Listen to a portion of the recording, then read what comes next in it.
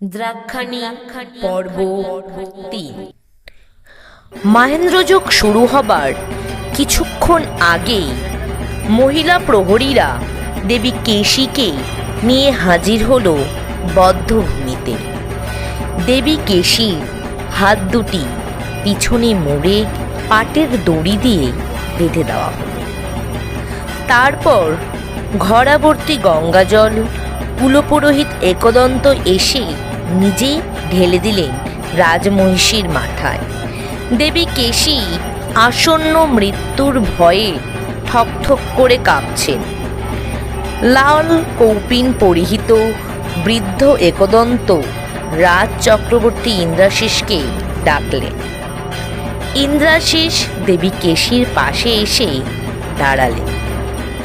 কেশী দেখলেন তার পাশে দাঁড়ানো মানুষটা মদিরার নেশায় পূর্ণ। তার চক্ষুদয় মদিরা সেবনে টকটকে লোহিত বর্ণ ধারণ করেছে। তিনি আর যেই হন না কেন কেশীর রাজন নন। কুলপুরোহিত একদন্ত দাসীকে ইশারা করলে সে একটি পুজোর থালা নিয়ে এল। রাজন তার মহিষীকে বেলপাতার মালা পরিয়ে দিলেন। তারপর নিজের অঙ্গুলি বলির জন্য রাখা বগির ধারালো অংশে সামান্য কর্তন করে নিজের স্ত্রীকে অন্তিমবারের জন্য রক্ত তিলক করলেন। এই বিধি পালনের সময় কুলপুরোহিত রাজনকে বলে গেলেন, রাজ চক্রবর্তী দ্রাক্ষরাজ ইন্দ্রাশিস, আপনি যথার্থ এক বীর ও প্রজাহিতকর রাজন। আপনি নিজের স্ত্রীকে বলিদান করে দেবী দ্রাক্ষাণীকে তুষ্ট করতে যাচ্ছেন। তন্ত্রমতে যথাবিধি প্রদত্ত একটি নরবলিতে দেবী সহস্র বৎসর তৃপ্তি লাভ করেন, আর ৩টি নরবলিতে লক্ষ বৎসর তৃপ্তি লাভ করেন। মনুষ্য মাংস দ্বারা কামাখ্যা দেবী এবং আমার রূপধারী ভৈরব ৩০০০ বৎসর তৃপ্তি লাভ করেন। যেহেতু বলির মস্তক এবং মাংস দেবতার অত্যন্ত অভীষ্ট, এই হেতু পূজার সময় বলির শির এবং শোণিত দেবীকে দান করিবেন আপনি। বিচক্ষণ সাধক ভোজ্যদ্রব্যের সহিত লোমশূন্য মাংস দান করেন এবং কখনো কখনো পূজা উপকরণের সহিত মাংস দান করেন। দেবী আদি পরাশর শক্তির পুজোয় রক্তশূন্য মস্তক ও অমৃততুল্য পরিগণিত হয়। কুষ্মাণ্ড, ইক্ষুদণ্ড, মদ্য ও আশব ইহারাও বলি এবং কৃষ্ণ ছাগতুল্য তৃপ্তিকারক। কিন্তু আপনি রাজ চক্রবর্তী, সৌভাগ্যক্রমে দেবী আপনার কুলদেবী, তাই আপনি রাজমহিষীর বলিদান করেন। দেবী কেশীর কানে প্রবেশ করল না কুলপুরোহিত একদন্তের কথা। সে তাকিয়ে থাকে নাট মন্দিরে বসে থাকা তার পিতার দিকে। তার ভ্রাতা ও পিতা যেন কোনো পাঠা বলি দেখবে বলে বসে আছে। তাদের রাজকন্যা কেশী যে ক্ষণিকের মধ্যে এক যন্ত্রণাদায়ক মৃত্যুর স্বাদ পেতে চলেছে, সেটা কি ওদের হৃদয়ে বেদনার সৃষ্টি করছে না?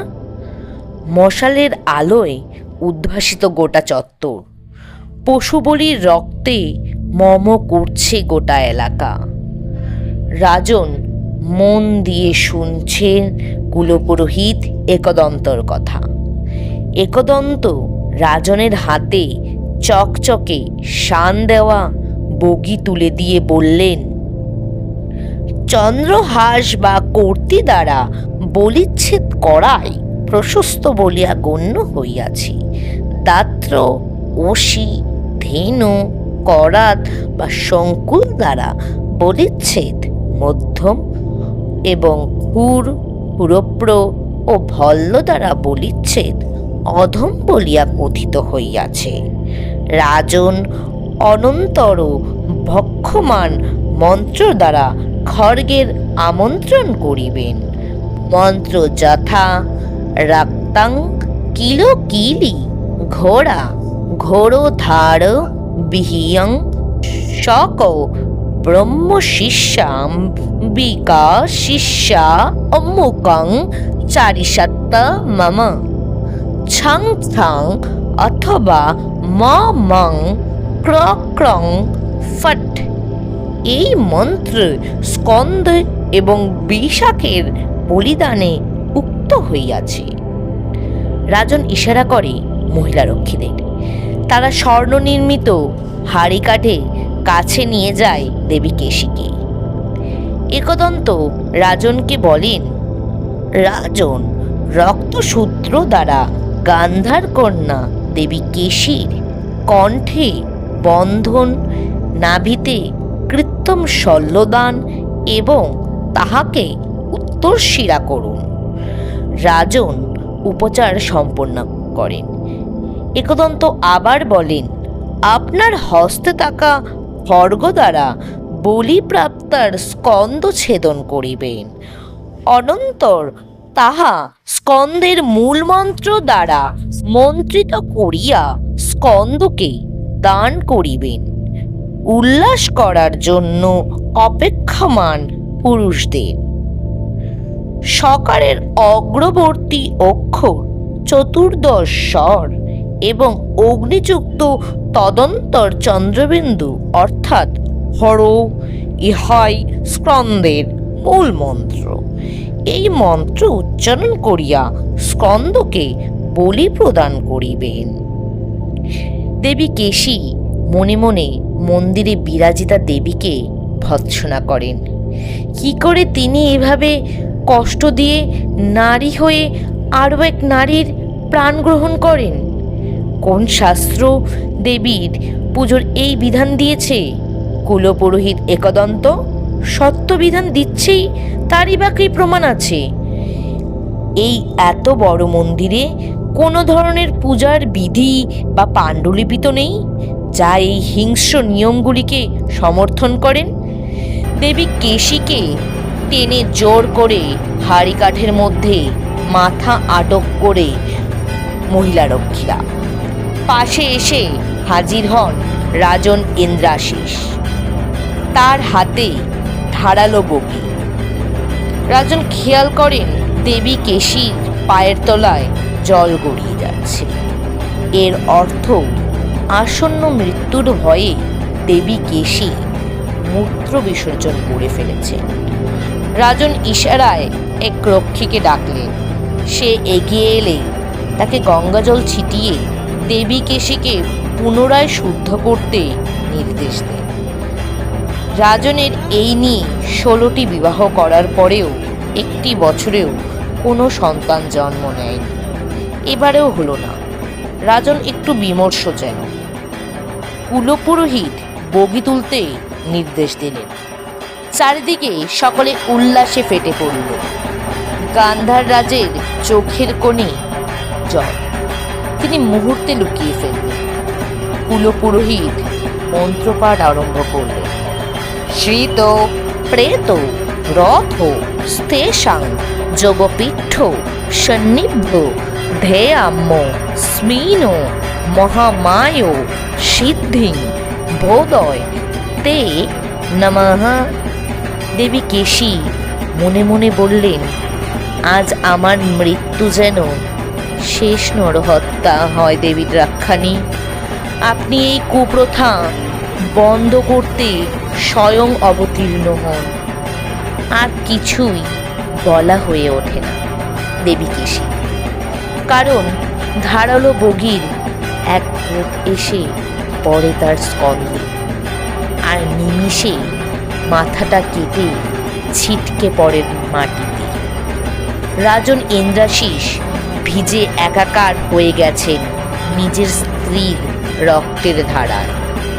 দেবী কেশীর কাটা মাথাটাতে যন্ত্রণা মাখা দুটো বিস্ফারিত চোখ যেন ঠিকরে বেরিয়ে আসতে চাইছে। জিভ বেরিয়ে এসেছে মুখ থেকে অনেকটা। শিরচ্ছেদ হবার পরও রাজমহিষীর মাথাটা দ্রুত তুলে নেন রাজু। এক নিঃশ্বাসে ছুট দেন মন্দিরের গর্ভগৃহের দিকে।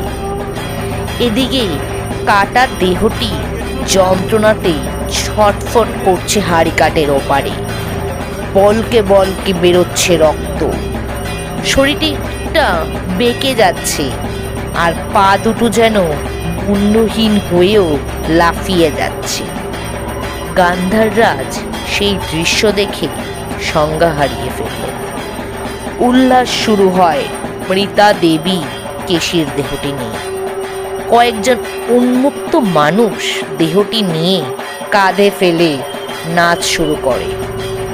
তখনও প্রাণের স্পন্দন থেমে যায়নি রাজমহিষীর শরীরে। কাটা গলার কাছ থেকে রক্ত নিয়ে চারিদিকে ছিটিয়ে দিতে থাকে সেই চাড়ালরা। রক্তের ছিট এসে লাগে দেবীর কেশীর ভ্রাতাদের শরীরেও। তারা টিকতে পারে না এই পৈশাচিক দৃশ্য দেখে। তবুও তারা এখানে বসে থাকতে বাধ্য, নচেত রাজ চক্রবর্তী ইন্দ্রাশিস তাদেরও খুন করবে। দেবী কেশীর কর্তন করা মুণ্ডটি হোমকুণ্ডে ফেলে দেন রাজন। হোমাগ্নি আরও যেন উজ্জ্বল হয়ে জ্বলে ওঠে। দেবীর রাক্ষানির পুজোর মন্ত্র ধ্বনিত হয় মন্দির চত্বর জুড়ে। রাজন নিজের অর্ধাঙ্গিনীকে দেবীর কাছে অর্পণ করে করজোড়ে মন্ত্র পাঠ করেন। শ্রীং হ্রিং ক্লিং এং সৌ উং হ্লিং শ্রীং ক্লোহিং হস ক্লোহিং সং ক্লোহিং সৌ এং ক্লিং হিং শ্রীং উং শ্রীং হ্রিং হ্লিং ব্রজ বৈরোচনীয় হ্লিং হ্লিং ফট সোহা।